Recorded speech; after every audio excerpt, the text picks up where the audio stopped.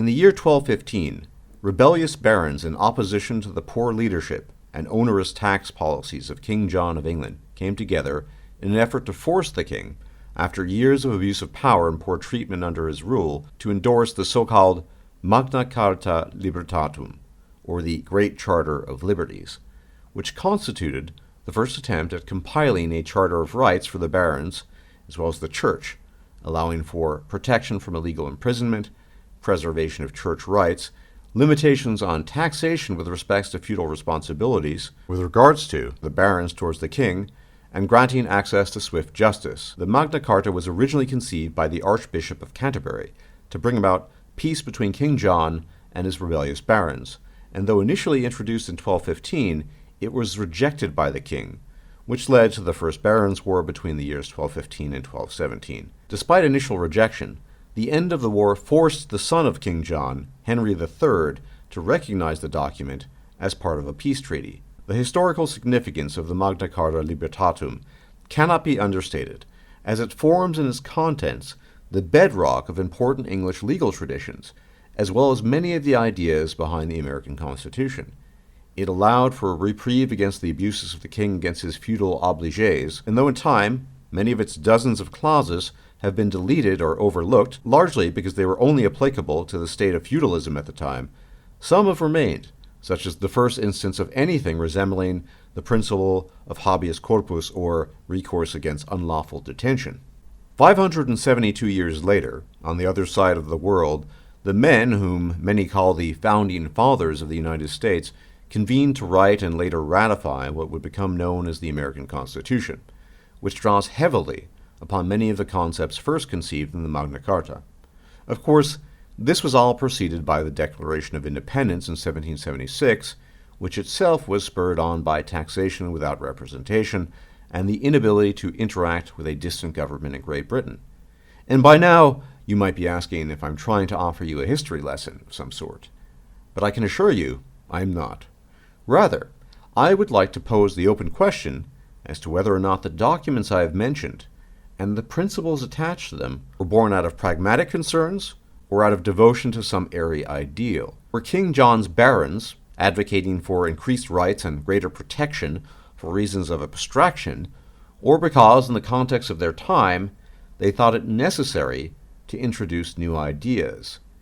Did the colonists rebel and reject English rule because they were star-crossed lovers of abstract ideals, or because they saw it as a necessity to do so because the political state of affairs they lived in had curtailed their rights and lives to the point that they felt it imperative to act in some fashion opposed to it? I offer these examples because I think they illustrate well a point that is seldom, if ever, talked about, namely, the reality that most principles are born in the fires of pragmatism, in the necessity of historical momentum, whereupon at some later date they are sanctified as something greater than what they once were, ideas developed to meet the contextual exigencies of their time, nothing more, nothing less. Over time, separated from the events that spawned them, principles become ethereal, unreal, sacred, and untouchable, and oftentimes take on religious dimensions of the sort that their sanctity ought never be infringed upon, all the while forgetting the context and origin from which they had emerged. It is at this stage that I believe we currently find ourselves, denizens of the West, inheritors of traditions reaching far back into antiquity. We have reached the moment in history when each utterance of the sanctity of the Constitution, for example, rings as hollow as words whispered into a maelstrom, when sentimentality about a past, both far removed, and a distant historical tradition appears to be naught but a feel-good platitude, to be loudly proclaimed in some petty and irrelevant internet debate, or from the pulpit of our thespian politicians. Nevertheless, political principles were never meant to be more than tools to be fitted to their time and place, not eternal axioms to be repeated ad nauseum until the cows come home. Imagine, if you will, a person who, his entire life, had believed in certain propositions, yet repeatedly encounters new information that runs counter to his beliefs. Such a person only has a few options: He can reject the old beliefs in favor of newer, more accurate ones. He can attempt to compartmentalize them such that they are integrated into his system, but not in any meaningful way beyond superficial access to the information, and yet in his heart still clings to his old beliefs. And lastly, he can outright reject any and all new information that might stand in opposition to the beliefs he has held all his life. In this scenario, it is quite possible the person in question could lose out massively in life if he failed to consider the possibility of revising his beliefs. I believe we find ourselves in much the same dilemma in the current age as does this hypothetical man. We have political structures in place, some new, some much older, that have rapidly begun the process of fossilization. Republicanism, in the old sense, the more modern and hip term liberal democracy, rights for any and all, these have all become little else than buzzwords. And inasmuch as people do take them seriously in any sense, they have been relegated to the dust heap of sacrosanct principles from the days of yore, with increasingly little real-world application. People who do not revise their beliefs run the risk of calamity when their beliefs clash with reality. The same applies to nations. The political principles of a nation are only as valid as their real-world application. They serve little purpose as fossils of the past, and they cannot compete with other principles on offer. And as discussed prior, one cannot forget that men of the past did not endorse principles for their own sake or the sake of reverence, but rather because they were relevant and important in facing the challenges of their day. Their principles did not exist in a vacuum. Liberal democracy, and all it entails, has become a fondly thought of sacred cow throughout the West.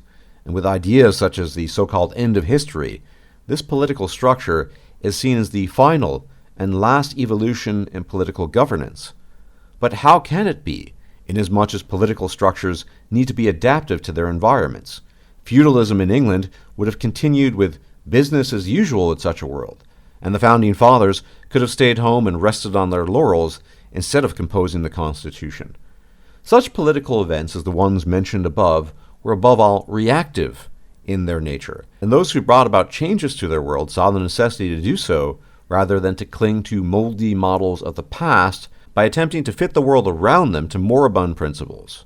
Instead, they realized that it was the political systems and the institutions that had to change, not the world, to match some hypothetical ideal. And this is topical, because the West is now competing with political powers that balk at the anachronisms of our current system, powers such as China. In the last 2 decades, China has emerged as a soft autocracy that prioritizes getting the job done without much of anything beyond lip service paid to some vague communist ideal that largely serves as a prop on the stage of its statecraft. Now, I'm not claiming that China is flawless or without error, merely that it does not care about some of the less than perfect ideals that the West is infatuated with, such as liberal democracy, constitutionality, voting rights, bizarre fringe group recognition, or anything traditionally heralded as the ultimate expression of democratic principles, openness, or republicanism.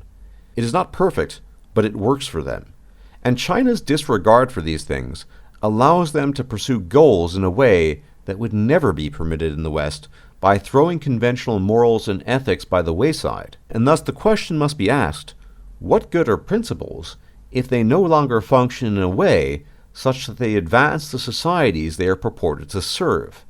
In the last few decades, the West has become infatuated with both an ethereal adherence to traditions that hardly exist anymore, such as near-religious praise and reverence for the Constitution as a principle, sometimes in the form of solemn hymns found online, and the blind championing of liberal democracy as the universal system of governance, which serves as the be-all and end-all for all human civilization, and frankly speaking, wasting inordinate amounts of time on fringe elements in society that were in no way suffering beyond not receiving excessive benefits and extraneous rights that they are now demanding. Let us, for the purpose of the theme being treated here, compare side by side excerpts from 2 different articles related to what is occurring in China and the West, respectively. At a former paper printing factory in Hong Kong, a 20-year-old wunderkind named Zhao Baoan has embarked on a challenging and potentially controversial quest, uncovering the genetics of intelligence. Mr. Zhao is a high school dropout who's been described as China's Bill Gates. He oversees the Cognitive Genomics Lab at BGI, a private company that is partly funded by the Chinese government. At the Hong Kong facility, more than 100 powerful gene sequencing machines are deciphering about 2,200 DNA samples, reading off their 3.2 billion chemical base pairs, one letter at a time. These are no ordinary DNA samples. Most come from some of America's brightest people, extreme outliers in the intelligence sweepstakes. The majority of the DNA samples come from people with IQs of 160 or higher. By comparison, average IQ in any population is set at 100. The average Nobel laureate registers at around 145. Only 1 in every 30,000 people is as smart as most of the participants in the Hong Kong project, and finding them was a quest of its own. People have chosen to ignore the genetics of intelligence for a long time, said Mr. Zhao, who hopes to publish his team's initial findings this summer. People believe it's a controversial topic, especially in the West. That's not the case in China, where IQ studies are regarded more as a scientific challenge and therefore easier to fund. Versus the following. Scotland will become the first country in the world to embed the teachings of lesbian, gay, bisexual, transgender, and intersex rights in the school curriculum, in what campaigners have described as a historic moment.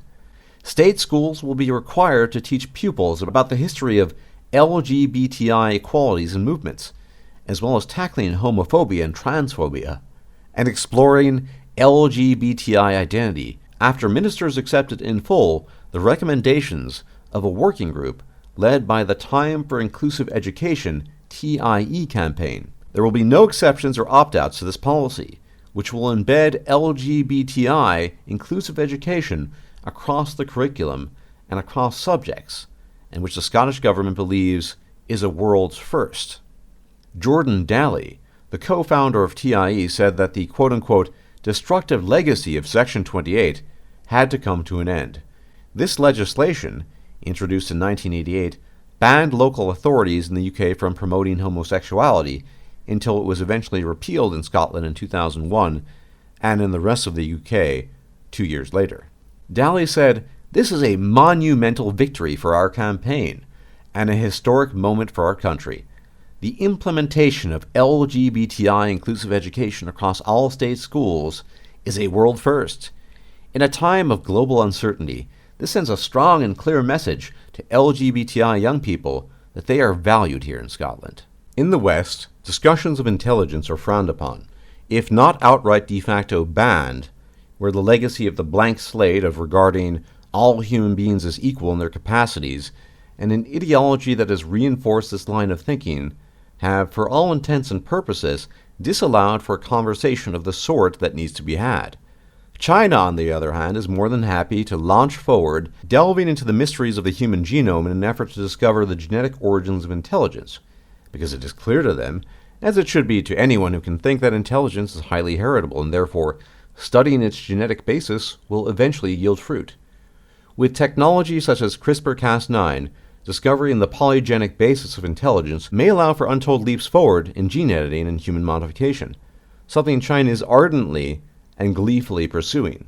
Meanwhile, in places such as Scotland, and likely in other places in the future, vocal fringe elements of society seek to waste time and money by enshrining some of the most useless policies one could imagine. Rather than allocating the funds for some obligatory coding classes, they instead dump time, money, and energy into teaching young children about the deep history of highly ideological fringe groups, something that serves no practical or pragmatic purpose whatsoever. The Chinese are likely paralyzed in fits of laughter and derision as they read of such things in the West. And this is part of the distinction between principles and ideology, of course.